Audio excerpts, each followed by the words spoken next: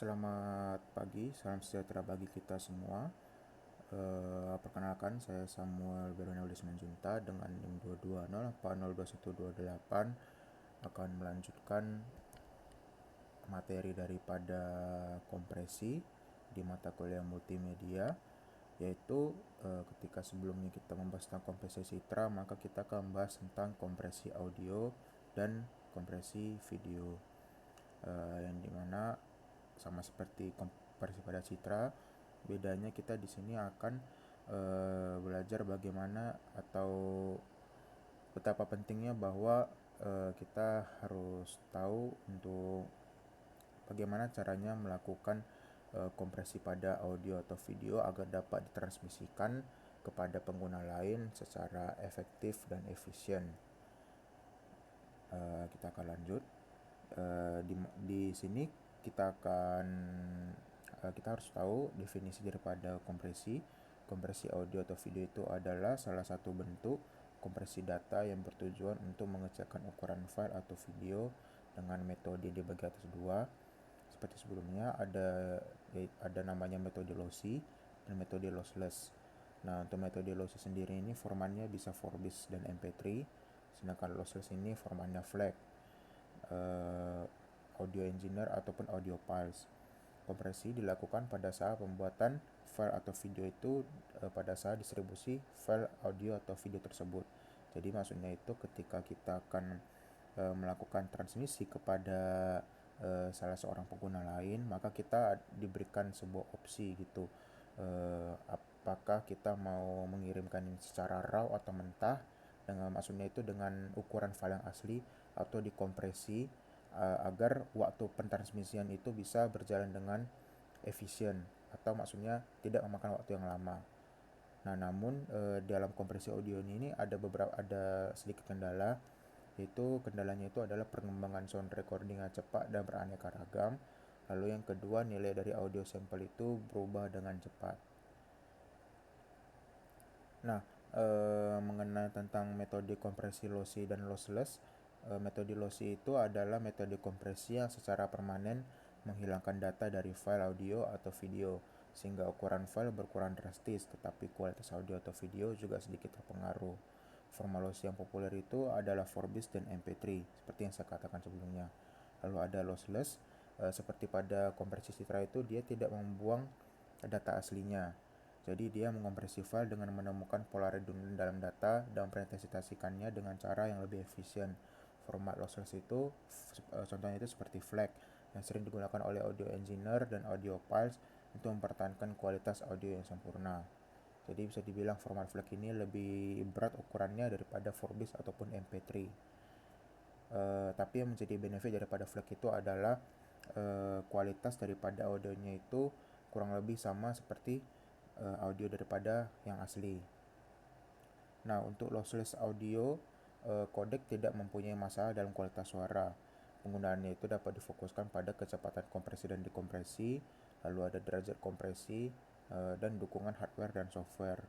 Sedangkan pada lossy audio codec, penggunaannya itu difokuskan pada kualitas audio, faktor kompresi, kecepatan kompresi dan dekompresi, lalu inherent latency of algorithm, atau penting bagi real-time streaming, dan juga dukungan hardware dan software. Lalu untuk metode kompresi audio itu terbagi atas dua, yaitu transformasi dan waktu, di mana transformasi itu menggunakan algoritma seperti MDCT untuk mengubah gelombang suara menjadi sinyal digital yang dapat didengar manusia dalam rentang 20 Hz hingga 20 kHz dengan frekuensi 2-4 kHz dan 96 desibel. Lalu ada waktu, di mana metode ini menggunakan LPC atau Linear Predictive Coding untuk speech yang menyesuaikan sinyal data pada suara manusia, kemudian mengirimkannya kepada pendengar seperti komputer bicara dengan bahasa manusia dengan kecepatan 2,4 kbps, kilobyte per second. Lalu di sini ada teknik kompresi audio. Yang pertama itu adalah format MPEG. MPEG atau Moving Picture Expert Group adalah standar yang digunakan untuk kompresi audio dan video. MPEG 1 menggunakan bandwidth 1,m megabits per second dengan 1,2 megabits per second untuk video, dan 0,3 megabits per second untuk audio. Nilai 0,3 megabits per second ini lebih kecil dibandingkan dengan bandwidth dibutuhkan oleh CD audio yang tidak terkompres. CD audio yang tidak terkompres itu ukurannya 1,4 megabits per second. Untuk rasio kompresi 6 banding 1 untuk 16 bit stereo dengan frekuensi 48 kHz dan bitrate 256 kilobit per second CBR. Ukuran file terkompresi adalah 12.763 kilobyte. Sedangkan untuk file yang tidak terkompresi itu adalah 75.576 kilobyte. Lalu ada algoritma MPEG audio yang mengoptimalkan kualitas suara. Yang pertama itu adalah filter subband. Dia membagi sinyal audio menjadi subband frekuensi. Misalnya 48 kHz, suaranya itu dibagi menjadi 32 subband. Ada yang kedua itu adalah pembatas frekuensi yang menerapkan pembatas pada setiap subband frekuensi untuk menghindari intermodulasi atau tabrakan frekuensi.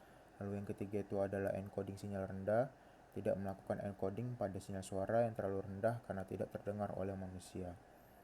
Lalu ada bit parity, yang menggunakan bit parity untuk memeriksa kerusakan data akibat gangguan atau noise dan menggantinya dengan bit yang terdekat yang sama jenisnya. Lalu ada kompresi audio MP3, di mana MP3 atau MPEG satu audio layer 3 ini berawal dari penelitian IIS atau IIS FHG. Dia itu adalah Institut Intelligent Seltungen Fraunhofer Gesellschaft Jerman dalam coding audio perseptual. Argumen yang dihasilkan menjadi standar ISO MPEG audio layer 3. Lebih detailnya dapat dilihat dalam tabel yang tertera di layar ini. Nah, lalu ada struktur file MP3, header dan data audio. File MP3 ini terdiri dari dua bagian data, header dan data audio. Header fungsi sebagai tanda pengenal bagi file MP3 agar dapat dibaca oleh MP3 player berukuran 4 byte. Beberapa karakteristik yang dibaca komputer itu adalah bit ID, bit layer, bit sampling frekuensi, dan bit mode. Data audio berisi data file MP3 yang sebenarnya. Lalu ada teknik kompresi MP3. Yang pertama itu adalah model psikoakustik. Dia mendeskripsikan karakteristik pendengaran manusia seperti batas frekuensi 20 Hz hingga 20 kHz. Suara di bawah ambang batas ini tidak perlu dikodekan. Lalu ada auditory masking, yang dimana manusia tidak dapat mendengarkan suara pada frekuensi tertentu dengan amplitude tertentu jika ada suara dengan amplitude yang lebih tinggi di dekatnya. Lalu ada critical band, di mana pendengaran manusia lebih peka pada frekuensi rendah sehingga alokasi bit dan subband lebih banyak dibandingkan frekuensi tinggi. Lalu ada joint stereo, yang dimana jika dual channel stereo mengirimkan informasi yang sama, cukup ditempatkan dalam satu channel saja dan ditambah informasi tertentu. Hal ini dapat mengurangi bitrate. Adapun persyaratan encoder atau decoder MP3, yang pertama itu adalah ukuran file terkompresi harus sekecil mungkin. Lalu kualitas suara file yang telah terkompresi haruslah sedekat mungkin dengan file yang asli sebelum dikompresi.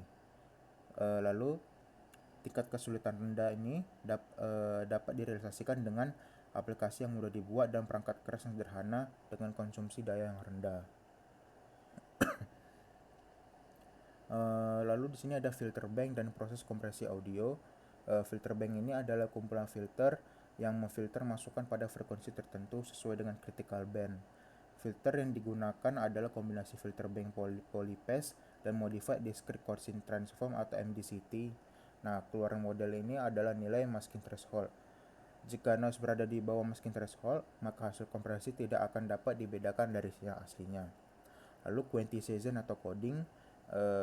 Quantization atau proses kuantisasi ini dilakukan setelah sinyal disampling.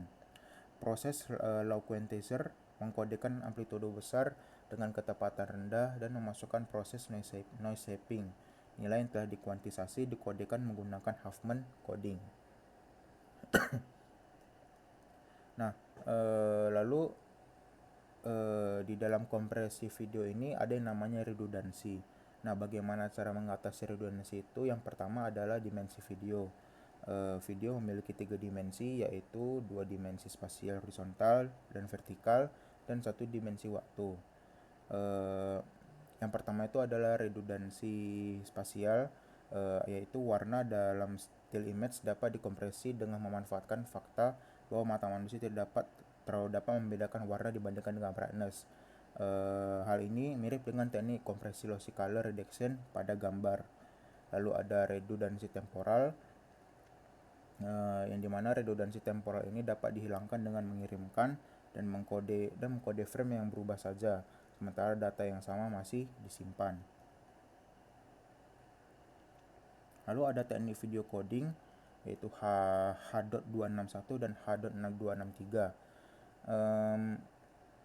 H.261 dan H.263 dirancang untuk video conferencing dan aplikasi video telepon menggunakan jaringan telepon. Susunan frame H.261 berurutan, di mana setiap frame dibatasi dengan 1 frame interframe. Kecepatan bitrate antara P kali 64 kilobit per second, di mana P adalah frame rate antara 1 sampai 30. Tipe frame gambar yang didukung adalah CCIR 601 CIF dengan resolusi 352 kali 288 dan QCIF dengan resolusi 176 kali 144 dengan chroma subsampling 4:2:0. Lalu ada revolusi pada MPEG audio video. Di sini ada MPEG yang pertama, dia membuat kualitas VHS dan VCD dengan ukuran 352 kali 240, yang ditambah dengan kualitas audio seperti CD audio dengan kebutuhan bandwidth hanya 1,5 megabits per second. Lalu MPEG 2 yang dia sudah standar pada TV digital dan dikhususkan untuk HD TV dan DVD. Lalu ada MPEG 3, dia dirancang untuk HD TV namun dipadukan dengan sintaks MPEG 2 sehingga HDTV menjadi bagian dari MPEG 2 High 1440 level dan High level toolkit. Lalu ada MPEG 4, dia dibuat untuk komunikasi bitrate rendah, mendukung objek 3D, sprites, teks, dan tipe media lainnya. Lalu ada MPEG 2 standar TV digital. MPEG 2 memiliki kemampuan memprediksi isi data dan frame dengan ukuran frame yang dapat lebih dari 16.383 dikali 16.383. Lalu ada MPEG 4, keunggulan dan fleksibilitas. Komunikasi yang pertama itu adalah komunikasi bitrate rendah. MPEG 4 ini dirancang untuk komunikasi bitrate yang sangat rendah dengan rentang 4,8 sampai 64 kilobit per second dengan video hingga 10 megabit per second dan audio hingga 60 kilobit per second. Untuk streaming dan jaringan, MPEG 4 ini sudah tergolong sangat baik untuk streaming audio ataupun video di jaringan. MPEG 4 ini juga mendukung rate management dan untuk fleksibilitas medianya, MPEG 4 ini sudah mendukung objek 3D, sprites, teks, dan tipe media lainnya. Berikut adalah perbandingan standar antara MPEG, yang dimana MPEG pertama itu dia penerapannya masih di video CD dan CD-ROM.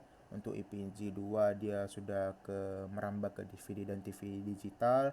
MPEG 3 sudah ke HD TV, dan MPEG 4 itu dia sudah ke video phone, streaming, telepon ataupun satellite TV. Lalu ada ASAC atau standar audio modern, yang dimana keunggulannya itu adalah efisiensi tinggi. Yang pertama itu adalah efisiensi tinggi, dimana kompresinya lebih efisien dibandingkan MP3 dengan kualitas hampir setara dengan CD audio. AAC ini juga sudah multi channel, dia sudah multi channel hingga 48 channel penuh. Lalu untuk resolusinya dia sudah tinggi, di mana dia mendukung audio resolusi tinggi dengan sampling rate hingga 96 kHz. Untuk efisiensinya, peningkatan efisiensi proses decoding mengurangi kebutuhan processing power. Demikianlah materi yang saya paparkan mengenai kompresi audio dan video. Mohon maaf jika masih ada kekurangan dalam video ini. Terima kasih, selamat pagi dan salam sejahtera bagi kita semua.